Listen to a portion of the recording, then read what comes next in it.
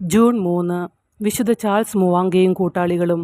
ജനുവരി 1, 1860 വിശുദ്ധ ചാൾസ് ജനിച്ചു.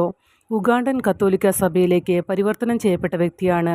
22 ഉഗാണ്ടൻ രക്തസാക്ഷികളിൽ ഒരാളായ ചാൾസ് ലുവാംഗ ഉഷ്ണമേഖല ആഫ്രിക്കയിലെ യുവാക്കളുടെയും കത്തോലിക്ക പ്രവർത്തനങ്ങളുടെയും രക്ഷാധികാരിയാണ്.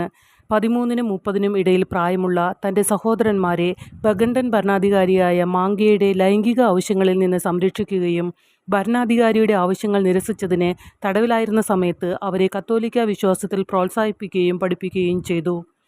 അധാർമിക പ്രവൃത്തികൾക്ക് കീഴടങ്ങാനുള്ള സ്വന്തം മനസ്സിലായ്മയ്ക്കും സുഹൃത്തുക്കളുടെ വിശ്വാസം കാത്തുസൂക്ഷിക്കുന്നതിനുള്ള തൻ്റെ ശ്രമങ്ങൾക്കും 1886 ജൂൺ 3 മാംഗയുടെ ഉത്തരവനുസരിച്ച് ചാൾസിനെയും കൂട്ടാളികളെയും നമുങ്കോയിൽ ചുട്ടുകൊന്നു. 1920 പോപ്പ് ബെനഡിക്ട് 15 വാഴ്ത്തപ്പെട്ടവനാക്കി. 1964 ഒക്ടോബർ 18 പോപ്പ് പോൾ 6 22 പേരെയും വിശുദ്ധരാക്കി ഉയർത്തി.